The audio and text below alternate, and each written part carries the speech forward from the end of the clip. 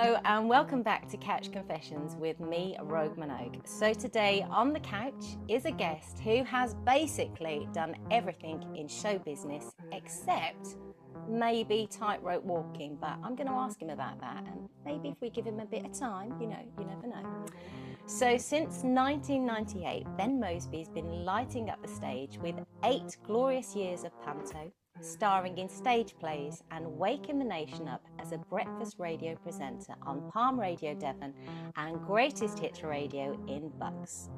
He's a voiceover artist, a character voice chameleon, a producer, and was the booming matchday announcer for Exeter Chiefs for 5 years. Oh, and just to add to it, he's also a world record breaker. I mean, there is just no end to this guy's talents. But these days, you can also catch him on live TV on Sarah Davies' Crafter TV. So buckle up, because Ben Moseby is about to spill a few confessions of his own. Ben, welcome.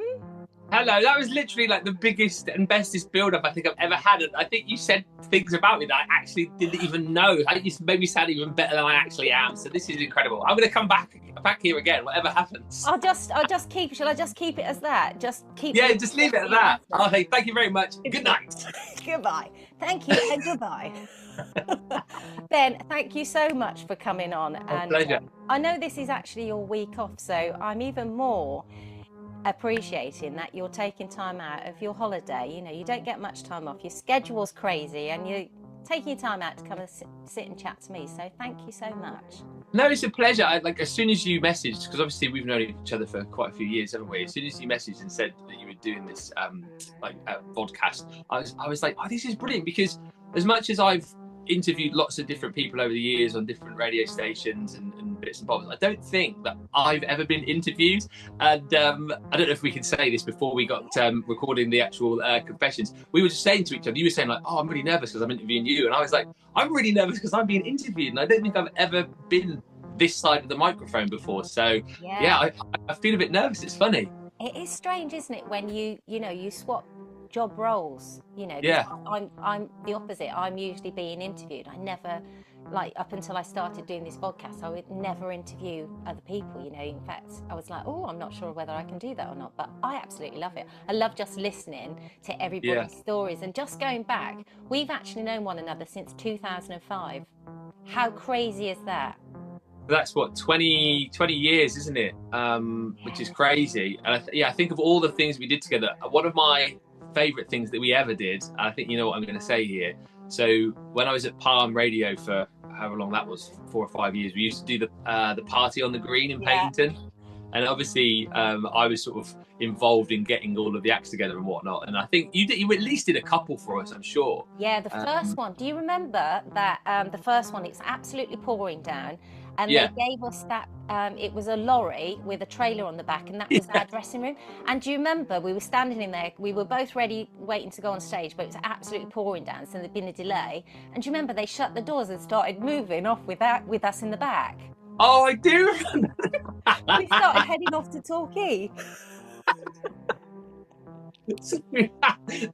that I do remember that now. That is crazy. It was absolutely pelting it down, wasn't it? I think there was like one man and his dog on the green. Yeah. But I somehow managed, and I don't know how you let me do this, because obviously, you as Rogue Minouge. Yeah. And then I sort of said to you, well, if you're doing like Rogue Minouge, any chance I could be Jason Donovan and we can duet on, especially for you? And you agreed, which I thought was like a crazy thing in the first place. And then do you remember the name that I went by as my Jason Donovan tribute? No, act? Tell me. Based on Donovan. Oh, yes. Oh, I'd completely forgotten about that. Yeah. Oh God, you should come on. I was so proud of that, and I'm surprised. Like after that, night of me and you doing that duet to the few people that were on Painting, I never got any more bookings to be a Jason Donovan tribute act after that. I don't know why. That is just rude. People are missing out. In fact, maybe you need to come onto one of my shows and we recreate that. Listen, if you're up for that, I'd be there with bells on. I remember you being really good. It's kind of you to say. I don't actually remember being that brilliant. I think I just remember just being so excited about the fact that I was like on stage with you and I was just pretending to be Jason Donovan, because I actually quite like Jason Donovan. He's a bit of a hero of mine. So yeah. Yeah, we need to make that. I need to make that happen. I'm going to have a word with Paul, husband Paul. Okay, I know what you'll say. No. No. Do you know what? I think we have a recording of it somewhere. That when I came into Palm, I came on the breakfast program, and I think we have a recording of us somewhere. Actually singing it live on radio. We did it on radio as well, did we? I think we did. Somewhere in the back of my brain now, I'm thinking, or we at least played it on radio. I think it was like one of those follow-up interviews that I did with you, where I came into Palm and we were chatting about, you know, how great it was, although the weather was bad, you know, people did turn up. And I remember there was just mud everywhere. It was like Glastonbury. Yes. And being carried from the truck to the stage by Paul, my husband. Oh, yeah. Who you know. He didn't carry me to the stage. Sorry? He didn't carry me to the stage. Didn't he? Rude. I'll have a word. Very rude. Very rude. Yeah, that was just hilarious. But yeah, I'm going to see if I can dig out that recording. Do you know what? Part of me doesn't want to see that, but part of me would love to see or hear that. We dive straight in then. I mean, I'm just going to throw you into this. Yeah. So you've been in the industry since 1998. I mean, that's a long time. I'm not going to even mention when I came into it. So, I mean, what launched you into this weird, wonderful, you know, and sometimes crazy world of show business? You know, what was the thing that launched you into all of this? Well, I suppose that if you were going to look at how I ended up here, you'd probably have to go back to when I was a kid. And I had, particularly my mum, like my mum was quite pushy when it came to sort of, I think she obviously saw like a spark in me when I was younger that, you know, I could like perform a bit and I could, you know, play a few instruments and stuff. So like by the age of 7, I was like doing all the local amateur dramatic shows in Brixham. I played Oliver Twist in like it was 1986. I played Oliver, and I still remember now like trying to learn the lines, and instead of like my mum reading me a bedtime story, she'd be sat there on the end of my bed like going through all of the lines that I had to learn to be Oliver. And then as I say, at the age of 7 I was playing piano, I was playing violin, I was having singing lessons, I was playing guitar, and then I mean, I got sent off to boarding school eventually. I got a music scholarship, and I went off to Exeter Cathedral School. And so I was away from home for about 7 years. So I did a lot of music, but I didn't do a lot of kind of like performing and presenting and stuff. And when I came back to Brixham when I was 16, I went to Churston Grammar School for my A-levels. And I got the main part in their production of Little Shop of Horrors. So I played Seymour in that. And that sort of then like reignited my spark to sort of want to get into the crazy world. But the problem that I always had was I knew that I had the ability to do all of these things, but I was always really worried about what other people would think. And I was always very like, if someone said something slightly critical about a performance or something that I did, then I didn't want to do it again. I was very much like that. I took a lot of things to heart. So for like the next sort of couple of years, I did bits and bobs. But then I went off to university. I went to Royal College in Exmouth, and I was off to study theatre studies and music. And I literally lasted, I don't think it was even a year. I didn't do a lot of studying. I did a lot of partying. I got up to stuff that I'm not prepared to confess here on the couch. And it basically got to the end of that year, and I was so far behind in my studies. The guy at the college had basically said, look, you know, you're either going to have to do all of this work, or it's a case of you might have to like drop out and start again. So I took the decision. This would have been start of 98. I just dropped out. And I was like, well, what am I going to do now? And I literally within a couple of weeks, there was I think it was an advert in the local paper saying that Butlins were looking for redcoats. Yeah. So I thought, well, you know, it was like, well, can you sing? I was like, a bit. Can you dance? A bit. Can you present? A bit. So it was a telephone interview with this guy. That's all it was. Like they never saw me. Like, I mean, I could have been anyone. It was a telephone interview. Can you do this? Yep. Can you do that? Yep. Can you do the other? Yep. Fine. You've got the job. So obviously I'm in Brixham at the time, and this was back when Butlins had all of the sites all over the country, because there's only 3 now, but they had Yeah. all of these sites. So I'm thinking, brilliant, I've got the job. I'm going to probably end up in Torquay or somewhere, or maybe in Exmouth or somewhere like that. Had the phone call about 2 days later. You're going to Scotland. Oh my days. Scotland. Yeah, so I ended up, it was the final year before Butlins basically sold off all of the other sites and became like a 3-site business. So I went off to Ayr in Scotland. I mean, not just Scotland, like to the top. Like, yeah, right to the top. I remember the journey because my dad drove me up, and at the time, when my granddad was alive, my granddad lived in Derbyshire, so it was like such a big journey. Like, I remember we stopped over in Derbyshire on the night, and then we did it in like 2 days because it was like so far. But yeah, I spent that year at Butlins basically, I suppose, honing my craft really, because it was back in the day when like the red coats did everything. Now I think like the red coat jobs are quite different, and I think they have like sort of different levels of, you know, red coats. But this was very much like, as a red coat, you know, you're there to host the quizzes, you're there to call the bingo, you're there to do the kids' party dances, you're there to, you know, present the shows, you know, you're there to be in the shows. So it was very much a case of sink or swim, really. And I think that's kind of where I think where I learned to do all of these things that I do. I always say I do a lot of things to a very average standard. I think that your intro is very kind. I can do a lot of things, but to sort of a sort of a medium standard. And I think there I learned to do all those things, but I also learned to believe in myself and not kind of worry about what people thought about me. Do you know what I mean?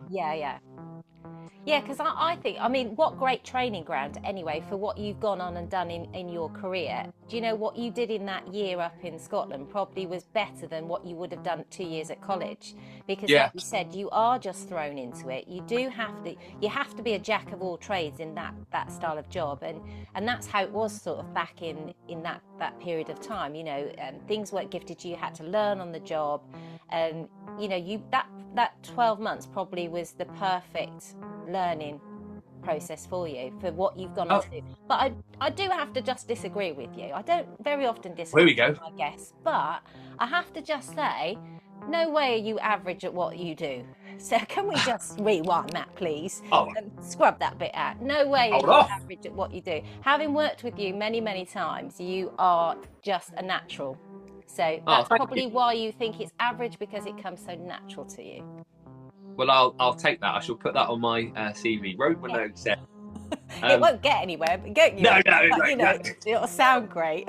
But do you know what I mean, though? I think, maybe I do dumb myself down a little bit, but I think it's because I feel like I can slot into lots of different, like if you want me to do a show on the radio, I'll do a show on the radio, but I might not be the best. Like if you want me to do a show on a shopping TV channel, I can do that for you, but I might not be the best. If you want me to become a Jason Donovan tribute act, I can do that, but I might not be the best. Yeah, I'm probably the only one, aren't I?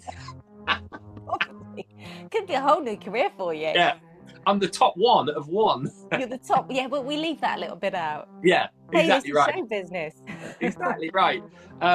So yeah, I guess like when you put it like that, actually, you made me sort of think. I suppose it's nice to be able to do as many things as I can, but like part of me deep down, I think maybe it's a thing of, you know, I feel like I've always got to like a certain level across like performing, across working in radio, across, you know, what I've done in TV. Not that it's the be all and end all, but I should have loved to have like, I hate the term made it, but I should have loved to have like got onto like a national radio station, or I should have loved to have been given the opportunity like to present on a, you know, a national show, be it a quiz show or whatever. And I always feel like I've never quite got there. I've always been kind of like in the next pool down. And a part of me thinks that if I perhaps had been more polished at one particular thing of the things that I can do, then maybe I'd have made that jump into that next little pool. I think that's maybe what it is. Or has it just not happened yet? Well, I don't know. Do you know what? I'm just thinking, like, I mean, we've been chatting for 5 minutes. I feel like weight has come off my shoulders here. Like, I feel I should be lying down on the couch, not sat up. Yeah, maybe. I mean, I'm 46 now. I mean, that is a baby age.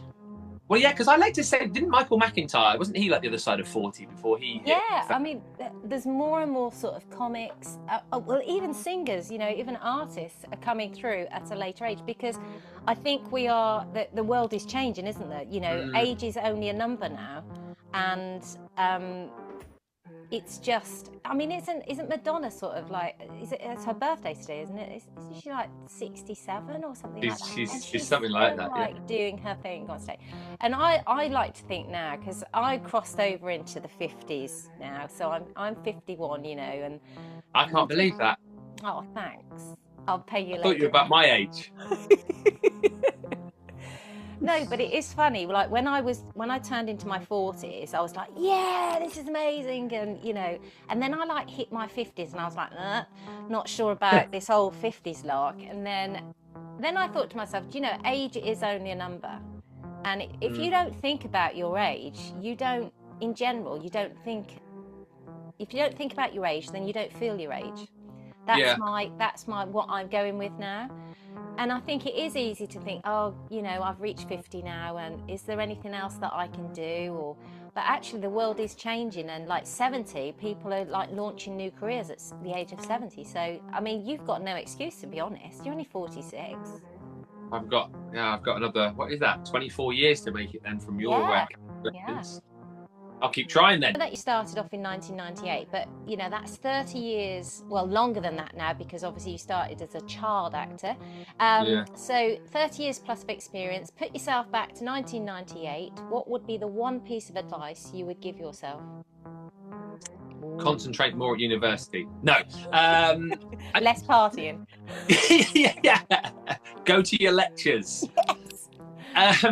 No, I think seriously, I would put an arm around my 18-year-old self and say, like, believe in yourself a little bit more.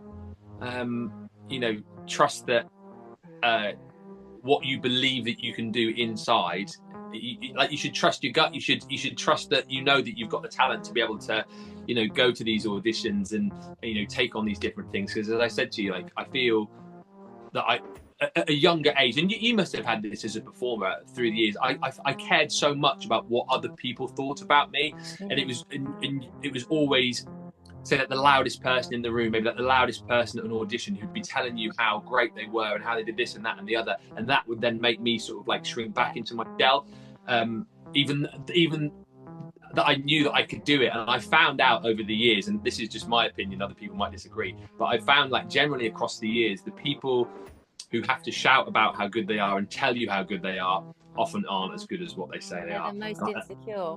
Yeah, and that's what I've learned. And I think, yeah, like, they're almost like putting their insecurities onto you. Yeah, and I'd also tell myself, I think, just to take more chances. I had the opportunity back along, it was obviously, I'm trying to think of what age I was. It was probably before I went to Royal College. I had the opportunity to go and audition at the Liverpool Academy of Performing Arts, Liverpool Institute of Performing Arts, LIPA, Paul McCartney thing, and I didn't go to the audition. Just because I was just too scared. And again, that whole sort of insecurity, you know, thing was sort of saying to me, like, oh, there'll be someone there better than you, or you won't be good enough, or they'll get you to do something that, you know, that you won't be able to do. Whereas now, I think I would like jump headfirst into something like that, because I just think you go there, you do your best, and if your best isn't good enough, then that's life, isn't it? C'est la vie. Yeah, but it is such a, people don't understand this, you know, it is such, until you're in it, it is such a harsh industry, and it's worse now because we have social media. Like back in the day when you and I were starting out, people weren't videoing you in the audience, they weren't sort of documenting everything that you were doing within that performance, you know, they just came to actually enjoy the show. Yeah. Whereas now, like, everything, even at our level, everything is seen. You know, you don't have control of what people are going to post about you on the social media. If they've come to you on one of shows, or they've seen you on TV, or they've heard you on radio, we don't have any choices, you know. And it is such a harsh, you know, from the moment you step into this industry, you are being judged. Yeah. And that doesn't happen so much in the normal workplace, because there are rules and regulations in the normal workplace, but obviously in show business there are no rules, you know, that I know certain rules have come in over the years, but it's still very much a business out there on its own, and it is harsh. And just going back to that, you said about, you know, people that would come to auditions and they'd be like, oh, I've done this and I've done that. You know, yes, they are usually the most insecure that are in there, but it's also a ploy for them to kind of knock everybody else so that they do stand out, you know. And it works. And it works, yeah.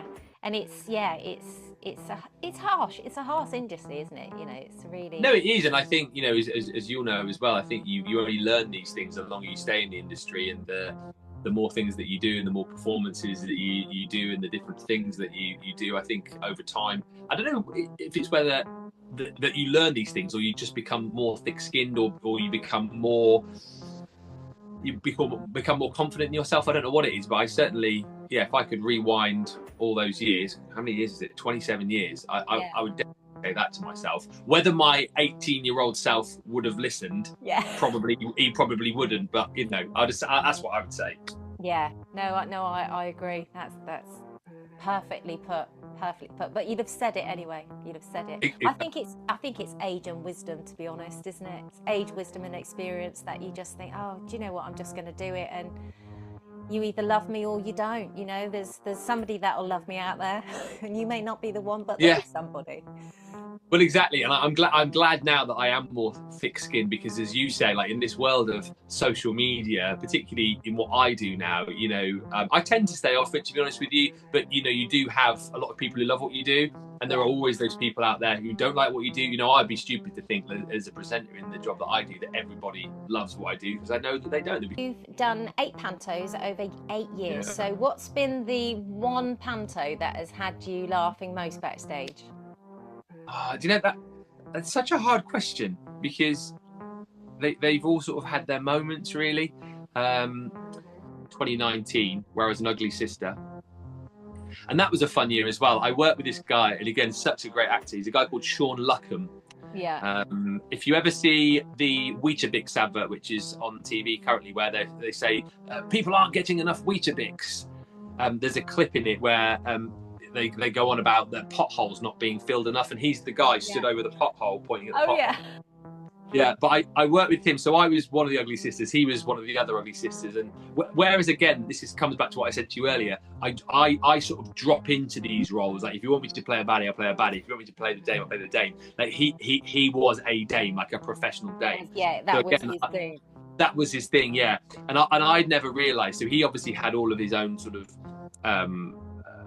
like his gags that he would do every year, and his sort of skits and whatnot. And in a lot of pantos, I think they still do it now, they always have like the 12 days of Christmas routine, where people are running on and there's like things being thrown on stage and stuff.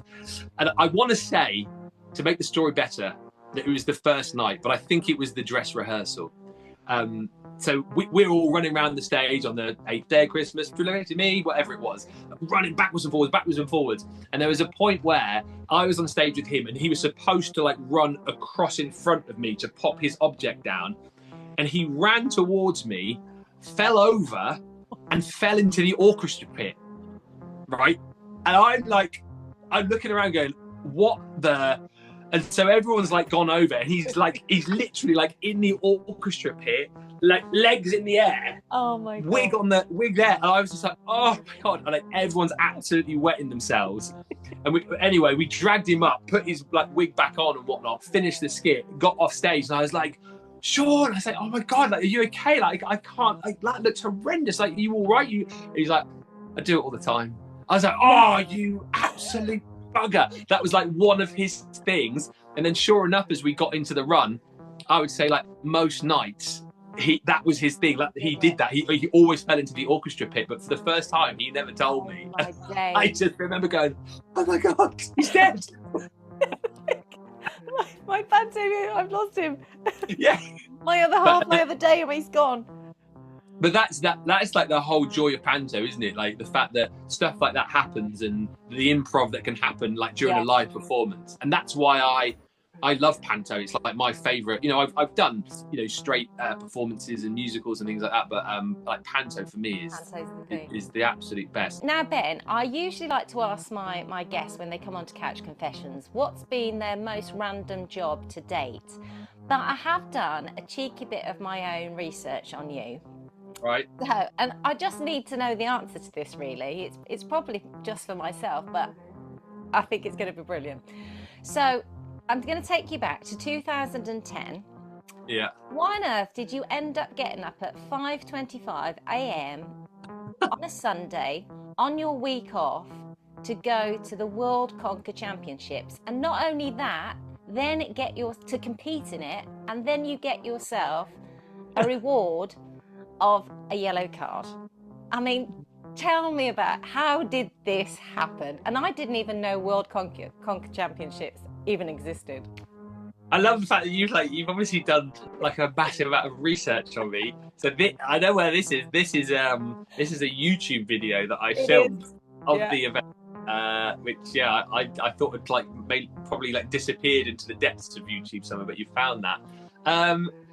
Oh gosh, like where did this all start? So I think when I got into radio, when I first started in radio, I was sort of like the stunt boy.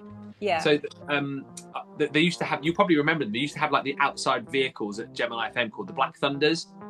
And so I used to go out and do all of the stupid stuff, like through the years. You know, they'd get me. I can remember some really stupid things. Like there was one particular stunt that we did where the breakfast crew at the time wanted to do this thing where they had me dressed as a chicken.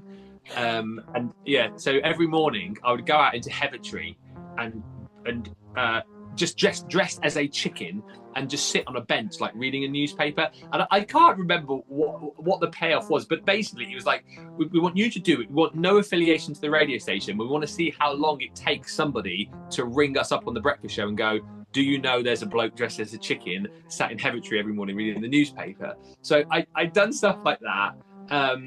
I've done stuff. I can remember another one where they got me dressed up as Homer Simpson. Because I do a Homer impression. And we'd gone like into Countess Weir in Exeter. And we were like, I mean, you get arrested for it nowadays.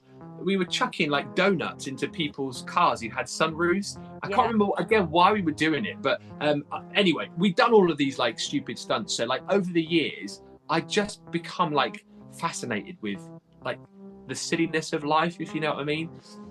And so we'd on the breakfast show at Palm, we'd started talking about, you know, silly stuff that we'd done over the years. And then we started looking at like silly events that we do here in England. Things like they do a nettle eating contest. I want to say that's in Gloucestershire or somewhere, where like, people are literally just picking handfuls of nettles and like seeing how many of them they can eat. The cheese rolling contest, you've seen that, right? Where the people roll down the hill to try and catch the ball of cheese. So and so off the back of that, we then came across the World Conquer Championships. And so I'm quite a competitive guy, and I'd sort of started reading about it, and I was like, I reckon I could go and win that. I said, like, it doesn't, because you don't take your own conker. Like when you go there, it's like you basically get given a big bag of conkers and you choose one. So it's like a completely random thing. I was saying to my co-host at the time, imagine like going to that and then coming out of it the winner. You could like legitimately say that you were like a world champion at something. So that was the aim. It's like, right, I'm going to go there, I'm going to win, I'm going to become a world champion. And the world is such a small place. So I started doing some research, read all about it, and found the name of this chap who was like the president or chairman of the World Conquer Championships. And it turns out that he was a friend of my dad's. No. Yeah, so I had like easy access to him straight away. Got him on the show, did an interview with him and said, you know, like, what is this craziness kind of thing? And he basically said, look, you know, it's happening in a few weeks' time. We've got a space open if you want to come and do it. What do you reckon? So I was like, yes. I am definitely going to get up on that Sunday morning at 5 o'clock and drive. I think it was about 250 miles because I was living in Newton Abbot at the time, Kingstainston, and it was in Oundle near Peterborough. So yeah, I drove up there in fancy dress. Don't ask me why I was wearing fancy dress, but I thought it was like a good thing to do. And it was this, you can't believe, like when you think of something like a World Conquer Championship, you can almost like imagine just 5 or 6 people turning up and it being on like a village green, like a really tiny thing. But it was this absolutely massive event, and no word of a lie, I think like 300 people had entered.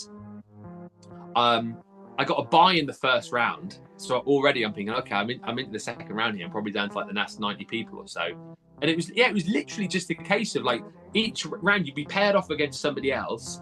You draw a conker from the bag, and you'd get like, it's just like you used to play it in the playground. You get like three hits at the conker. Whoever's conker broke first, then that person whose conker was still intact went on to the next round. I remember like I was absolutely hopeless at like the hitting thing. I mean, this is a random question, but when was the last time you played conkers? It's really hard. God, when I was about 10, probably even younger than that. Yeah, so I couldn't do that. I couldn't do the hitty thing, but I seemed just to go like picking the best conkers, because I was holding my conker there, and then people's conkers were just like smashing on my conker, and I was like, oh, this is brilliant. So I got all the way through to I think I got through to the last 16. I mean, you've watched the video more recently than me. I think I got through to the last 16. I got all excited because at the end you correct it, but halfway through it's like it comes up the text through to the quarterfinals. I'm now down to getting to the semi-finals, and then at the end you actually say, oh, you did get to the quarterfinals, but it was the 16th round of the quarter. I think it was the 16th round before you went in now to the quarterfinals. But I was all excited. Yeah, go on, Ben. Go on, Ben. Yeah. So I honestly don't remember. What did you say? I got a yellow card. You've got a yellow card. Yeah, actually, I don't. I honestly don't remember that. I think it's because you were This is going to sound really bad. If anybody just clips into this little bit of the interview where I say swinging your conker in the air, it could be a whole different meaning to our interview. But yeah, you've got a yellow card for swinging your conker in the air. Sounds like the kind of thing I do with a conker. To be honest with you, just give it a bit of a swing. But yeah, no, it was hilarious. It was totally unsanctioned by the radio station. They were like, "What the hell are you going to do now?" But it was funny. And again, I dined out on that for a good year, and for that whole year, I genuinely said to people, "Look, I am the top 16 in the world at something." And they were like, "Oh, this is amazing! Like top 16 in the world. What, like snooker, like darts? What? No, conkers." There's not many people can say that they're top 16 in the world at something, is it? There are not many people that can say that. And do you realise that you were doing all of this, when you were, I mean, what year would that have, before you were, when you throwing donuts in people's cars and stuff like that? You realise that you were doing all of that. You were a TikTok influencer before TikTok even became a thing. It's like TikTok invented themselves because of me. Well, I reckon they watched your video and thought, this is what we need, a platform for people that do silly things.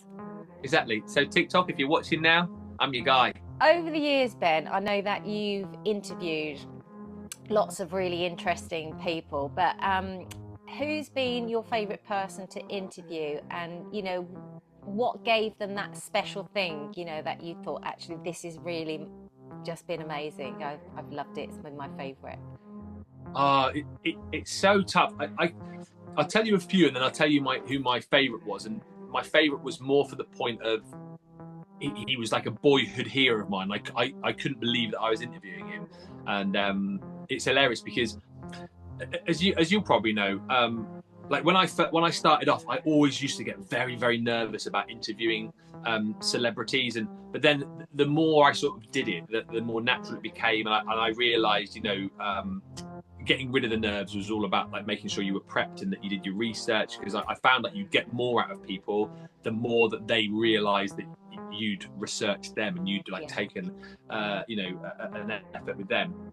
I think, oh wow, so many interviews. I think one of the most pleasing interviews I ever did, and I'm not I wouldn't say I'm a massive Simply Red fan, but I think one of the most pleasing interviews I did was with Mick Hucknall, because that was probably about 10 years or so ago. I was at a radio station called The Breeze in Basingstoke, and it was an interview that I'd been given. So I was on like the Basingstoke transmitter, so there were lots of multiple Breeze stations, if you like, and then at 7 o'clock every night we go to like network, so where it all come from one thing. And I'd been given the opportunity to interview him for the network.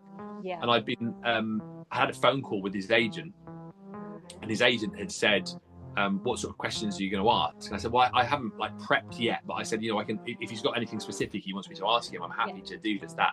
And he said, you can ask him what you want, but make sure your questions aren't kind of fluffy and woolly. Make sure they're very specific and to the point, because Mick hates it when you ask a question which takes too long to ask. Yeah. So I basically prepped this interview to like the nth degree, and I, again, like you did with the Conker thing, I picked out a few little bits and pieces about him, like how he'd started his like musical life with like an accordion.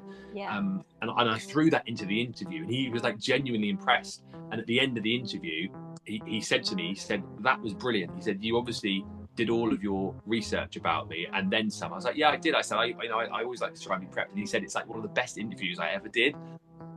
So that was Mick Hucknall. I hope that is on your CV. What Mick Hucknall said. Yeah. Do you know what? One of my biggest regrets is that when you're in the moment, and because I worked in radio for 15 years, and when you're in that moment and you're doing interviews and things like that, day in, day out, week in, week out, you don't think about, well, I didn't, other people probably did, I didn't think about, you just done an interview with Mick Hucknall there, you might want to like keep a copy of that. I never did, and it's one of my biggest regrets. Another brilliant interview I did was with Desert Connor. I mean, what a guy. He again, an absolute legend, like one of the absolute greats, and he was just a pleasure to chat to. I think one of the funniest people I probably chatted to was Harry Hill. He was just as bizarre as you would expect him to be. Yeah. But the best interview I ever did, and it, as I say, it was because he was a boyhood hero of mine, and also, so basically, do you remember the TV show The A-Team? I do. So you remember Face Man? So you remember the good-looking one, the Face Man? Yes. Dirk Benedict. So he was in the A-Team. Before that, he was in Battlestar Galactica, and he obviously did the A-Team, did a few bits and pieces, whatever. And then it was about 10, 12 years ago, they did a touring show of Columbo, originally played by Peter Falk, and he got the part of playing Columbo in this touring show. So A, I love the A-Team. B, I love Peter Falk in Columbo, and I saw that the show was coming to the theatre in Plymouth. So again, I was thinking, right, I've got to get an interview with him first of all, but I also like desperately I need to meet him. I've got to meet this guy, get a photo with him.